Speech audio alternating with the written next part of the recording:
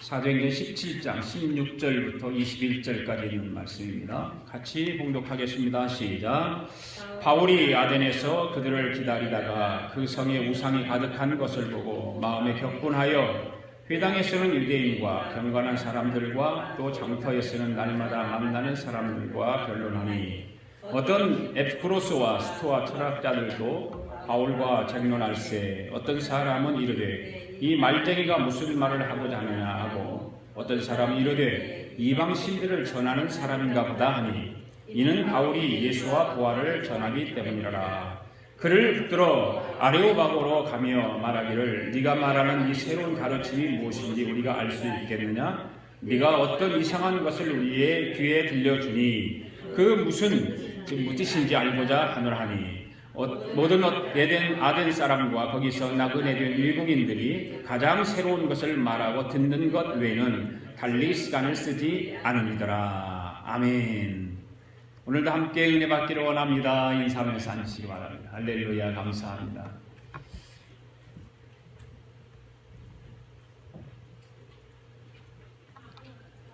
세계적으로 가난한 나라들을 보면 우상을 숭배를 많이 하잖아요. 미신도 많이 섬기고 우리가 볼 때 그렇습니다. 우리가 볼 때 하나님을 섬기지 못하지 않고 우상을 숭배하고 미신을 섬깁니다. 우리나라도 가난한 시절에 우상을 참 숭배를 많이 한 나라 가운데 한 나라죠. 유교 어떤 문화 사상들이 있어서 우상 숭배하고 미신을 섬기고 이런 나라였습니다. 산에 가도 나무 밑에다 북어 한 마리 갖다 놓고 밥 한 그릇 놓고 우상을 숭배하는 그런 일들이 우리나라에 많이 있었습니다. 바위에도 그렇게 하고 바다에 가도 그렇게 하고. 그래서 제가 살았던 도봉구에 가면 성황당이라는 곳이 있어요. 성황당.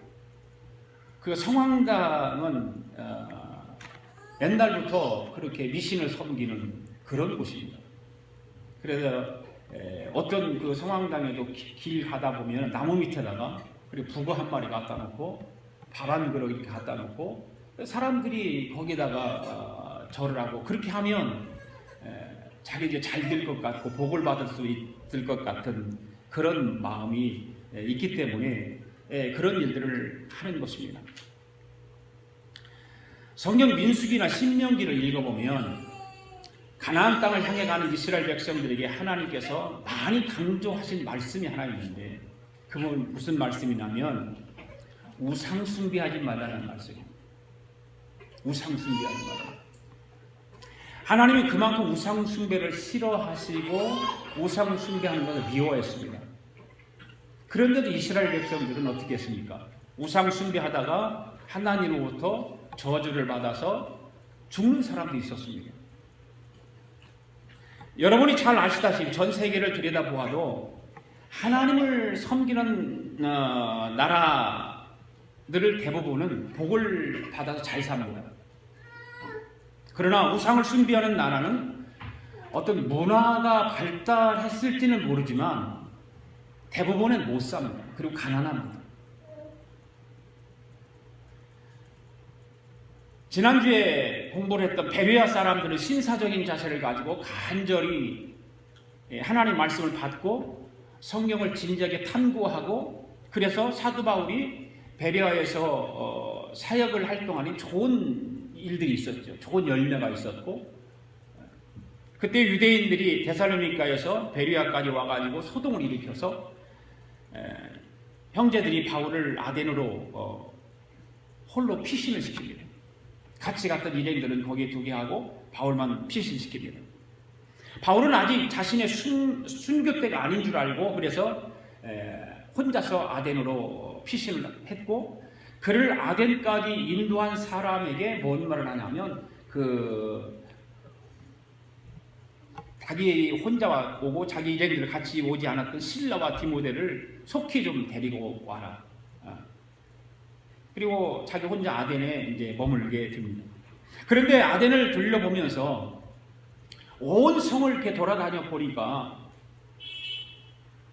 바울이 기가 막힌 것을 보게 되는 거예요. 뭐냐면 가는 곳곳마다 아덴이라는 것은 우상으로 가득 차 있어요. 온 성이 다 우상으로 덮여 있는 것입니다. 그 바울의 마음속에 분노가 일기 시작하죠. 분노가. 그래서 오늘 본문의 말씀을 보면 바울이 아덴에서 전도를 하다가 그곳에서 우상을 많은 것을 보고 분노한 내용이 오늘 본문의 말씀이에요. 그래 오늘 증인들의 이야기 쉬운 6번째 아덴에서 복음을 전하는 바울에 대해서 말씀을 드리려고 합니다.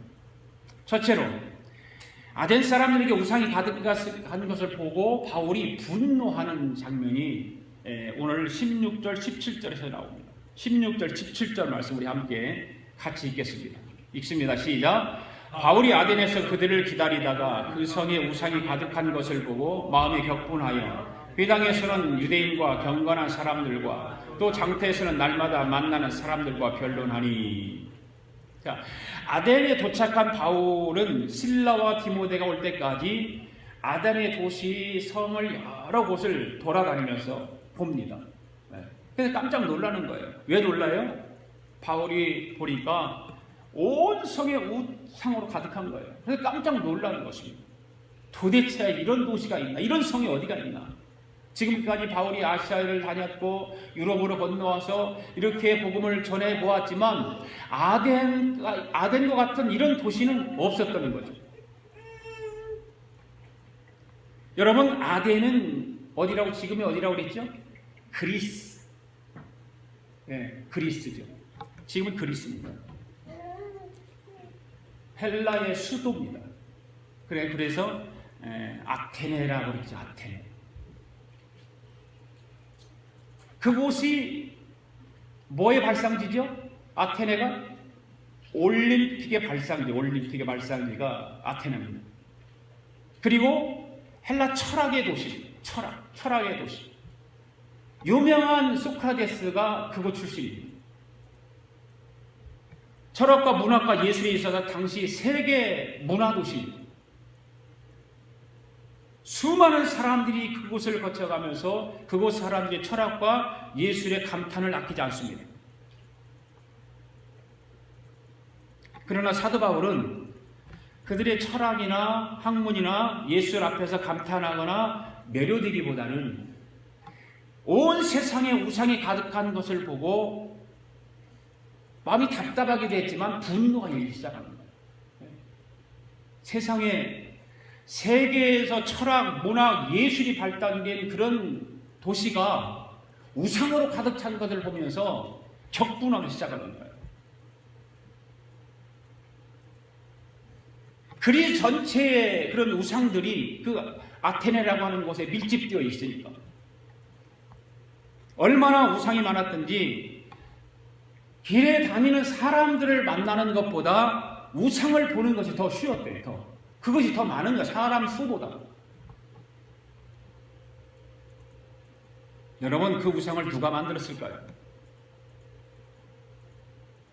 바로 그 아테네에서 철학을 한 사람, 문학을 한 사람, 예술을 하는 사람들이 그 우상을 만들어 놓은 거예요.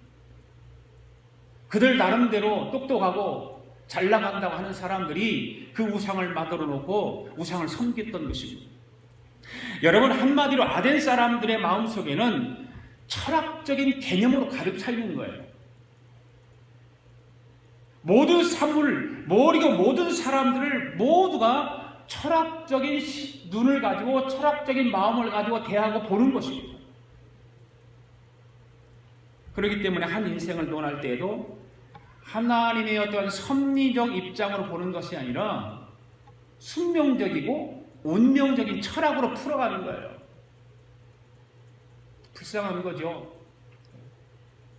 여러분, 철학이나 문학이나 예술은 다 좋은 것입니다. 우리가 인간 세상 속에서 필요한 것들입니다. 그러나 아무리 좋은 것이라 할지라도, 또한 아무리 그 분야에서 최고의 경제에 이른 사람이라 할지라도 하나님을 모른다면 헛되는 것입니다.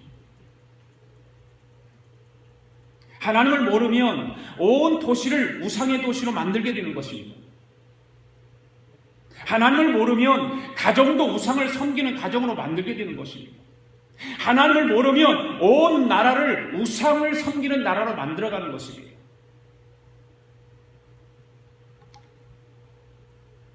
세계에서 인구가 제일 많은 중국이죠. 인도인가요? 중국이에요. 중국이잖아요. 그 다음에 인도. 인도는 영국의 지배 아래 100년 동안 살았는 나라가 인도입니다. 그런데 인도는 세계에서 가장 우상을 많이 섬기는 나라가 인도예요. 인도가.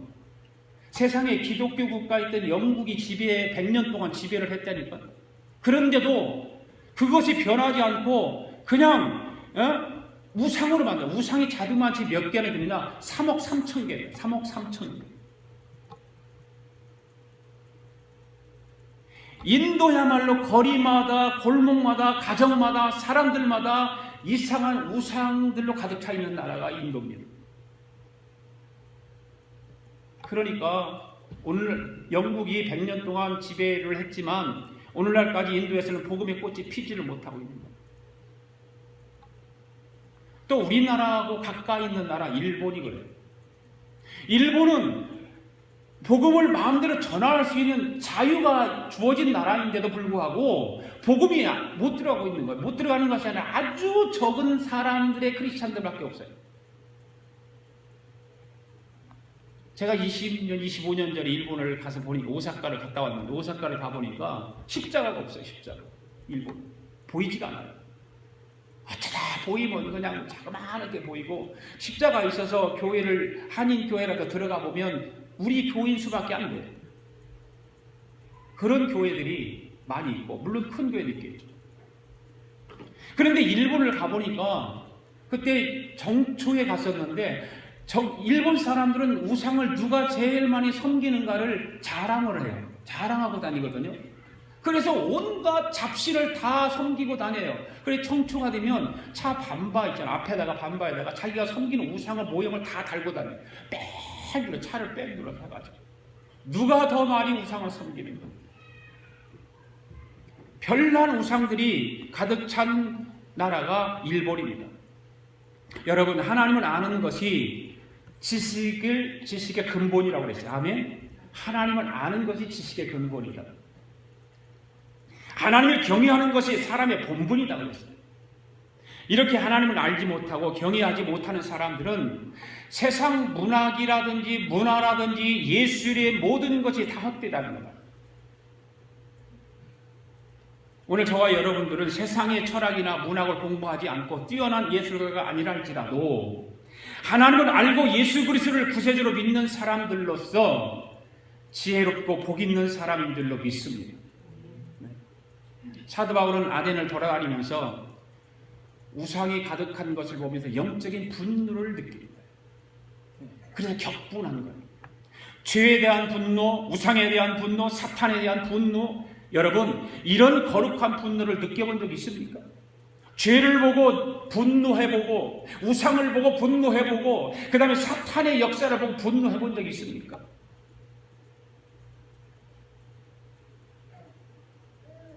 여러분, 우리에게도 죄를 보고 사탄의 역사를 보고 우상을 보면 바울과 같은 마음의 분이 일어나는 믿음이 있어야 됩니다.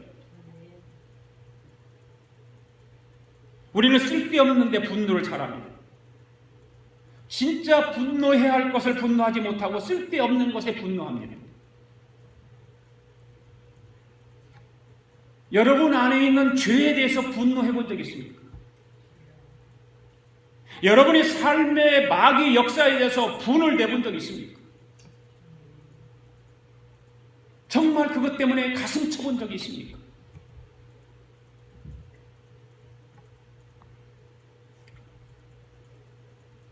아덴이라고 하는 그 아테네라는 곳은 자그마치 2만 5천 개 내지 3만 개 우상이 그곳에 있다는 거죠.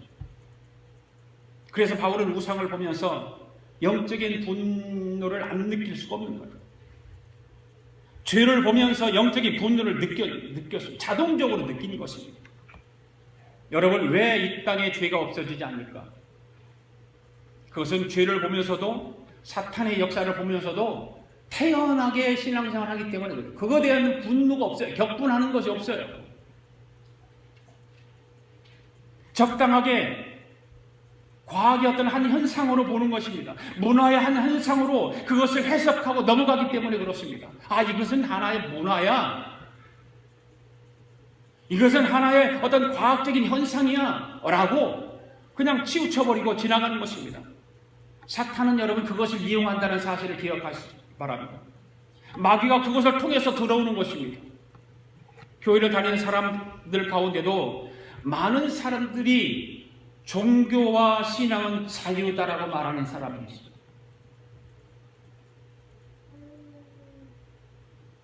목사들 가운데도 우리 침례 교회와 다른 교단에 있는 목사님, 어떤 교단의 목사님들 그런 목사님을 하잖아요. 그래서 같이 모든 종교는 연합해야 된다. 그러니까 우상을 숭배하고 다른 신을 섬기는 것을 보고도 그저 종교는 다 같다라고 하는 사람들이에요. 여러분, 종교는 다 같습니까? 여러분, 신앙은 다 자유입니까? 바울과 같은 마음에 분이 일어나는 믿음이 없기 때문에 우상을 숭배하고 다른 신에게 넘어가는 친구나 형제가 있어도 번쩍만쩍하고 뭐 그런 거지 뭐. 그렇게 지나가는 거예요. 사랑하는 여러분, 복음을 전하기 위해서는 의로운 거룩한 분노가 있어야 될 줄로 믿습니다. 격분함이 있어야 되는 것입니다.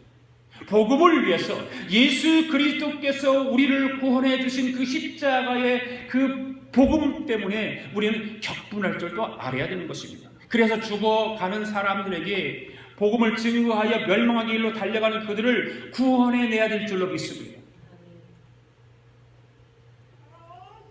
그런 거룩한 분노를 가지고 바울은 회당을 다니고 길거리에서 날마다 만나는 사람들과 변론하기 시작합니다.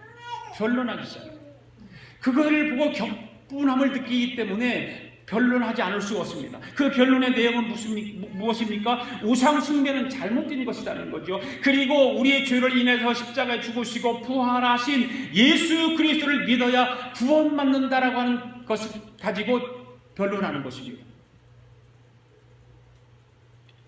여러분, 오늘 저와 여러분들에게 바울이 전한 복음이 오늘 저와 여러분들을 통해서 증거되기를 바랍니다. 두 번째, 우상을 숭배하는 철학자들에게 복음을 증거한 바울을 한번 우리가 생각해 보기를 원합니다. 18절 말씀 시작. 어떤 에피쿠로스의 스토아 철학자들도 바울과 쟁론할세 어떤 사람은 이르되 이 말쟁이가 무슨 말을 하고자 하느냐 하고 어떤 사람은 이르되 이방신들을 전하는 사람인가 보다 하니 이는 바울이 예수의 부활을 전하기 때문이로라. 아멘. 사도 바울이 날마다 회당에서 시장에서 사람들을 만납니다. 그리고 그들에게 복음을 전파하던 중에 에비구레오와 스토이고 철학자들과 변론을 하게 되는 거예요. 철학자들. 에비구레오 철학자, 스토아 철학자 달라요. 그 사람들은 다 다른 사람들입니다. 자기들이 인식하는 것이 다른 거예요. 여러분, 당시 정치의 본산지가 어딜까요? 로마입니다. 정치의 본산지는 로마입니다. 종교의 본산지는 예루살렘입니다. 그러나 철학의 본산지는 아테네입니다. 오늘 본문에 나온 아덴이라는 곳입니다. 그래서 보통 사람들조차 대단한 철학과 이론으로 무장하고 있는 거예요. 철학의 본산지이기 때문에. 그러니까 이 두 학파가 에피쿠로스라고 하는 학파이고 또 하나는 스토아 학파라고 하는 거예요. 이 두 학파는 그 당시 헬라 철학의 양대 산맥을 이루고 있던 학파들입니다. 그래서 이 두 학파가 그 아테네와 온 세계 철학을 다 잡고 있는 거예요. 에피쿠로스 학파는 인생의 쾌락주의가 목표예요. 신이 있기는 하지만 인간의 삶과는 아무런 상관이 없다라고 하는 학파가 바로 에피쿠로스 학파입니다. 또한 이들은 모든 일은 우연히 일어나는 것이기 때문에 신을 믿을 필요 없다는 것입니다. 그런가 하면 스토아 학파는 어떤 것을 주장하냐면 인생의 목표를 이성에 두고 엄격한 금욕주의를 주장합니다. 엄격한 금욕주의. 하나님이라고 하는 존재가 따로 있는 것이 아니라 세상의 모든 것이 신이라는 거죠. 모든 것이. 이게 스토아 학파의 주장이에요. 그리고 범신론 사상자들이에요. 범신론 사상자들. 바울이 그런 사람들에게 복음을 전하면서 지금 이제 변론을 하는 것입니다. 그러니까 뭐 잘 대화가 될 리가 없잖아요. 복음하고는 완전히 거리가 동떨어진 사람들인데 그게 먹히겠습니까? 그러니까 이 사람들은 바울을 조롱하는 거예요. 뭐라고 조롱합니까? 말쟁이라고. 바울이 말을 기가 막히게 잘했거든요. 그러니까 말쟁이라는 거 말. 그 철학자들도 바울의 말에 그냥 어떻게 할 수가 없는 거예요. 변론을 하긴 하지만 그 바울의 말에 특별하게 대답할 말이 없는 거예요. 그러니까 바울을 향해서 말쟁이라는 거예요. 그럼 서로 아마 그랬지 않겠어요? 바울이 원래 키가 적은 사람이었고, 그러니까 얼굴도 못생겼고, 예. 뭐 눈도 안집이 있으니까 눈도 뭐 좀 그랬겠죠. 잘 보이지도 않았을 거고. 그러니까 저 키가 작은 사람이 외지인이 와가지고 참 말을 참 잘하네. 예. 참 말 잘한다. 그러면서 말 좀 들어볼까 더?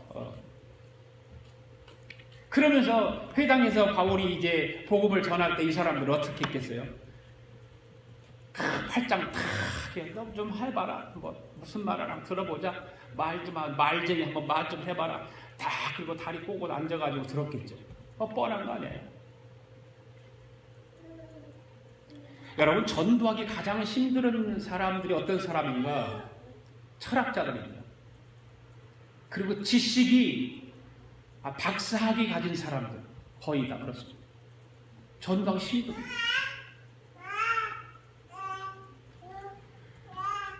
이런 얘기를 들려볼게요. 미국에 처음 와서 리버모아라고 하는 곳에서 이제 저희 매형이 거기서 목회를 했기 때문에 제가 전도사로 사역을 했는데 우리나라에서 유명한 박사입니다. 우리나라에서 유명한 박사고 세계가 알아주는 박사입니다. 물리학 박사입니다. 그분이 그 교회를 나왔어요. 근데 이런 의자가 아니에요. 그냥 적었다 폈다 하는 의자죠. 교인들 한 20명 이렇게 나오는데 맨 앞에 앉아서 예배를 드려요. 그분이 그렇게 예배를 드린 자세가 그래요. 다 꼬고 이러고서 다리를 다 꼬고 앉아가지고서 이렇게 들어요. 그냥 사람들이 볼 때 모르겠어요. 마음에 안 들어가 봤으니까 모르겠는데 사람들이 볼 때 그렇게 생각하지 않으니까 너 말을 무슨 말을 한번 보자. 들어보자.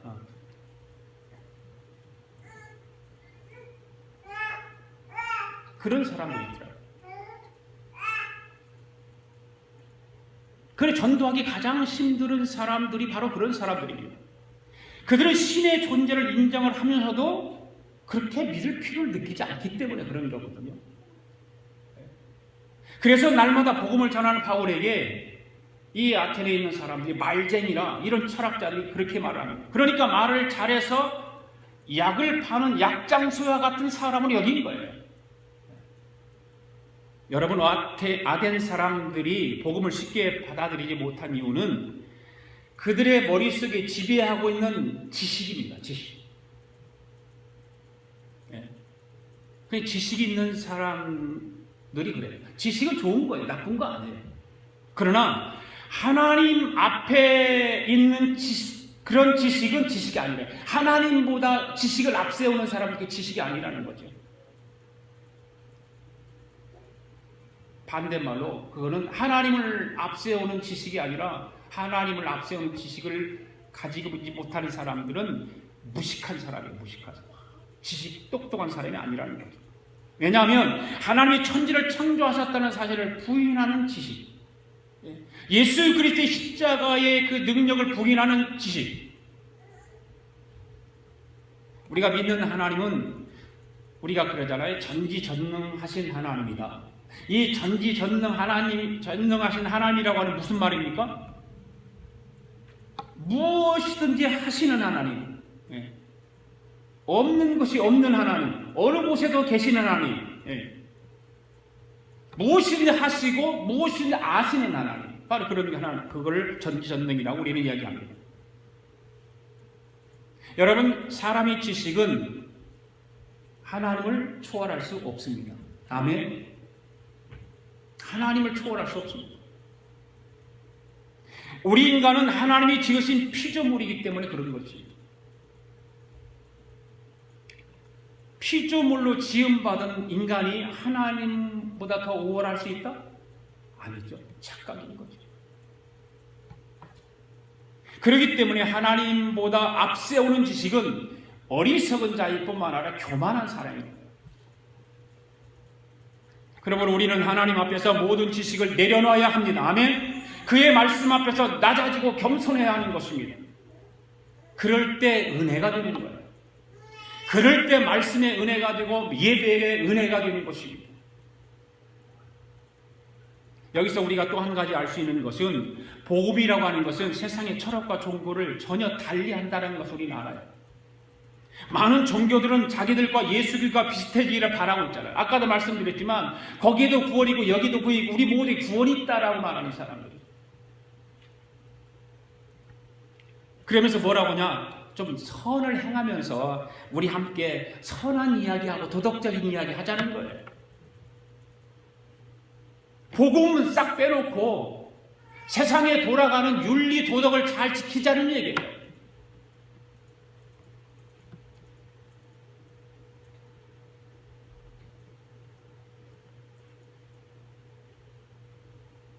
교회 기름 부어 받은 주의 종들이, 목사들이 그런 사람들과 어울려서 그 윤리 도덕 얘기를 하고 거기에도 구원이 있다라고 그렇게 찬성을 하고, 그건 안 되는 것이죠. 왜 우리가 생명을 열고 예수 그리스도를 전하고 있습니까? 세상과는 우리가 다르기 때문에 그런 거예요. 다르기 때문에. 세상에 속아서 살지 마십시오. 세상 것들이 여러분들을 유혹한다 할지라도 그 세상 것에 속아 넘어가지 않기를 바랍니다. 여러분, 사람의 철학과 방법에는 구원이 없습니다. 아멘? 구원이 없어요. 거기에는. 인간이 만든 철학과 종교 속에 어찌 인간에 대한 구원이 있을 수 있겠습니까? 거기는 없습니다. 불가능한 일인 것입니다. 구원은 인간으로부터 오는 것이 아닌 것입니다. 구원은 하나님으로부터 오는 것입니다. 할렐루야. 예. 선을 행함으로 구원이 있다면 하나님 필요 없습니다. 오늘 예배할 필요 없잖아요. 그냥 세상에서 선하게 윤리 도덕을 잘 지키며 살아가면 되는 거죠.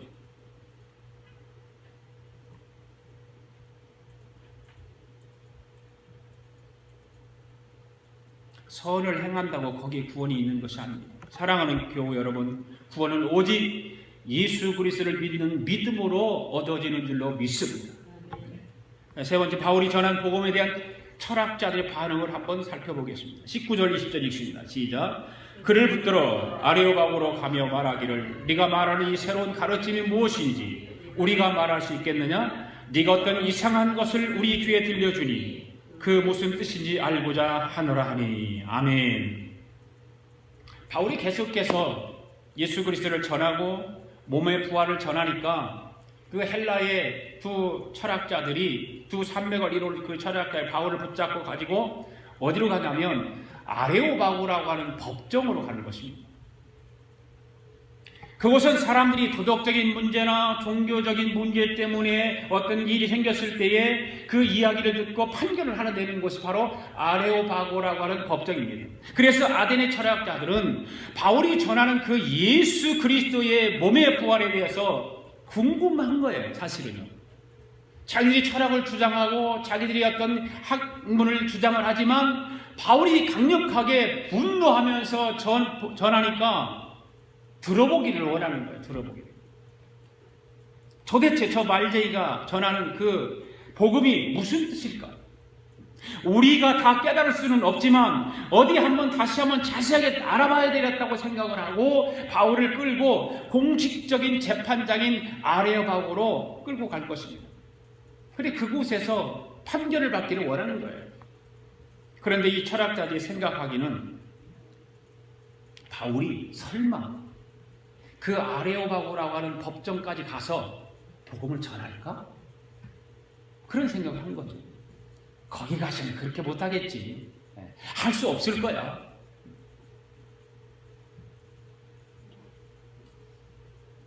그런데 성령 하나님께서 그곳에 아레오바고에서 복음을 전할 수 있도록 기회를 주신 거예요. 놀라운 일인 거예요. 바울은 생각지도 않은 것입니다. 그냥 회당이라든지 동네 구석구석 돌아다니면서 장사하는 사람들이 시장 돌아다니면서 복음을 전하려고 했는데 이 철학자들이 아레오바고 법정까지 가서 정말 그 위대한 사람들 앞에서 복음을 증거하게 해주는 거예요. 여러분, 우리가 여기서 알아야 할 것은 뭐냐? 복음을 전하지 않으려고 하는 사람에게는 어떠한 장소이든지 복음을 전할 수 없는 곳이 되지만 예수 그리스도의 복음을 전하려고 하는 사람들에게는 어떤 곳이든지 전도할 수 있는 곳이 되게 한다는 사실입니다. 바울이 매맞고 빌립보 감옥에 갇혔을 때 어떤 일이 일어났습니까? 복음을 전하려고 하니까 그곳이 바로 복음 전하는 곳이 되지 않았습니까? 매를 맞고 감옥에 들어가 있는데도 불구하고 바울의 마음에는 늘 복음 전하는 마음으로 가득 차 있으니까 그 감옥 안이 복음 전하는 곳이 되어서 간수가 복음을 듣고 예수 믿고 그의 가족이 예수 믿고 구원받지 않았습니까?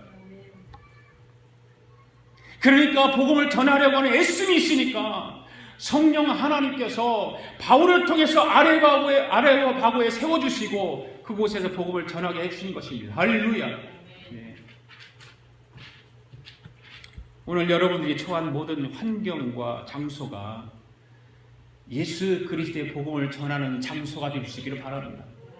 여러분들 마음속에 복음 전하고자 하는 들끓는 그 뜨거움이 있으면 어느 곳에든지 복음을 전할 수 있게 될 뿐만 아니라 복음의 역사는 일어나는 것입니다. 아무리 좋은 환경이라도 아무리 복음 전할 수 있는 좋은 기회가 주어진다 할지라도 여러분 마음속에 복음 전할 마음이 없으면 안 되는 거예요. 복음 전할 수 없는 거예요.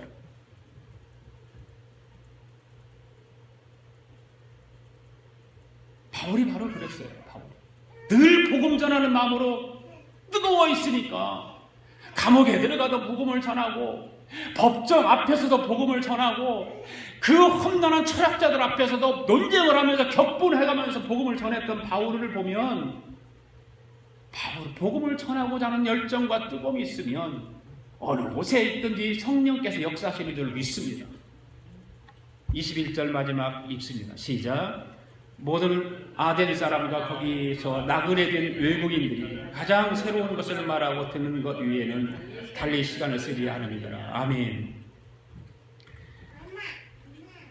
옛날에 영국인들이 파리에서 유학을 해야만이 명사의 반열에 들어갈 수 있었다고 합니다.